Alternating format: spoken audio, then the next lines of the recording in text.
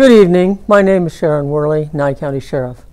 Today we're discussing the facts and circumstances as we know them for the second officer-involved shooting in 2020.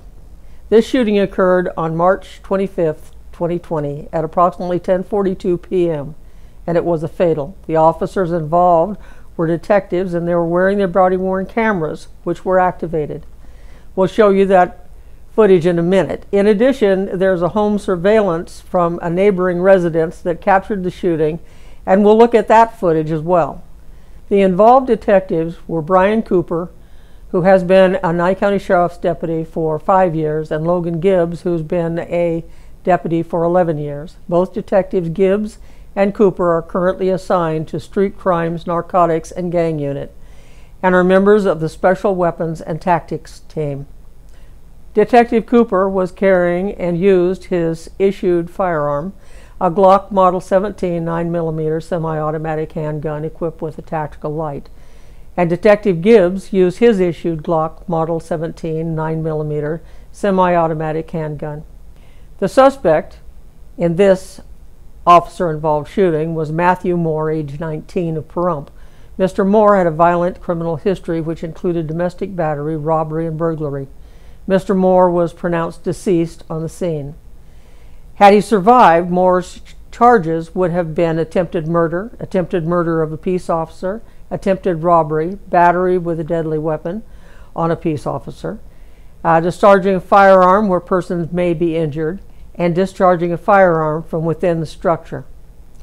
The firearm Mr. Moore used in this shooting was a Mossberg Model 500 12-gauge pump-action shotgun with a pistol grip.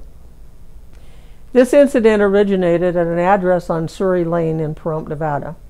On March 25, 2020, at approximately 9:43 p.m., NCSO dispatch received a 911 call regarding a stabbing that had just occurred at the address on Surrey Lane in Pahrump. NCSO detectives interviewed the person on scene and learned that the suspect in the stabbing was Matthew Moore. The investigation revealed that Matthew attempted to rob the victim of the belt he was wearing by knife point. During the robbery attempt, Moore cut the victim's neck with the knife. A records check indicated that Moore had a violent history with law enforcement, to include a past prior arrest for robbery. Detectives learned that Moore resided on Warehouse Road in Pahrump.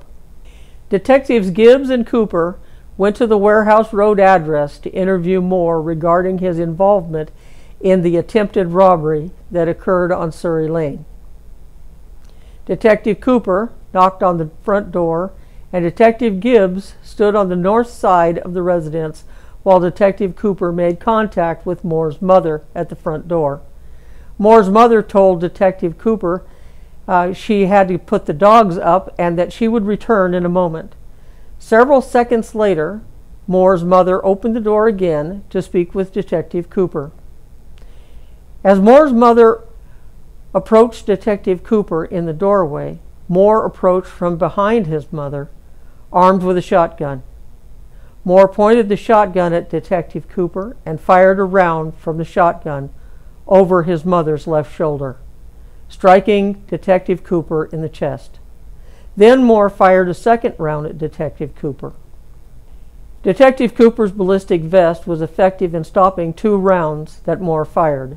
Moore then approached Detective Cooper, racked a 3rd round into the chamber of the shotgun, and fired the 3rd round at Detective Cooper. Detective Cooper was able to return fire and fired 2 rounds from his duty-issued handgun. However, Detective Cooper's gunfire was ineffective at stopping Moore. During this exchange, Detective Cooper fell and landed on his back on the ground. Moore stood over Detective Cooper, lying helpless on his back as Moore racked the 4th round into the chamber of the shotgun and fired it point blank at Detective Cooper. Moore racked a 5th round into his shotgun. Moore pointed the shotgun down at Detective Cooper, preparing to execute the detective. Before Moore was able to fire the 5th round at Detective Cooper, Detective Gibbs engaged Moore, firing his handgun multiple times. Detective Gibbs fired approximately 13 times, striking Moore approximately a dozen times, hitting him in the back, arm, and once in the back of the head.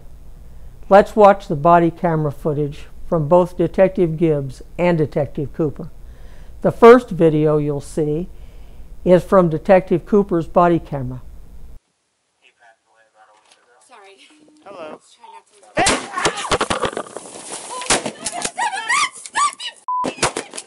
Let's slow the footage down.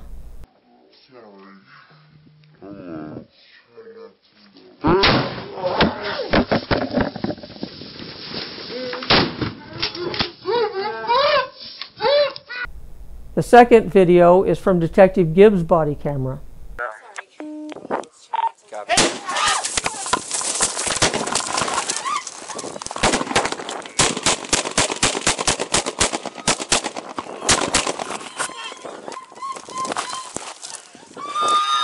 Slack 4, shots fired, shots fired!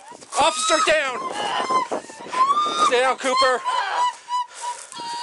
Stay down, stay down. Easy, easy. Let's watch the video slowed down.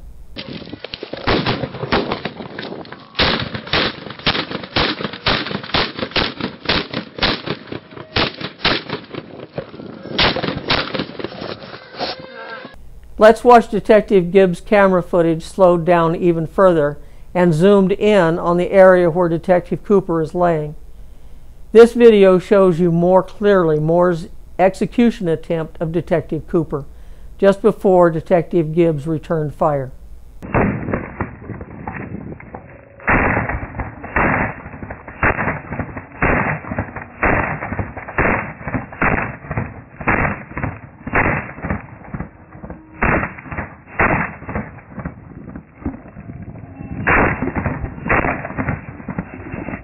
As I mentioned earlier, we were able to obtain video footage from a home video security camera from a neighboring residence across the street.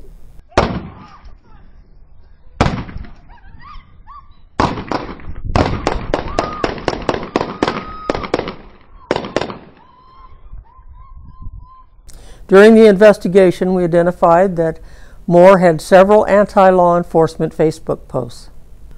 One of the posts is shown here. Moore advocates the shooting of law enforcement during a traffic stop. Additionally, a video was located on his social media page in which Moore was utilizing a shotgun shooting a pile of rubbish on the ground in a similar manner that is witnessed on body-worn camera as he advances and shoots Detective Cooper.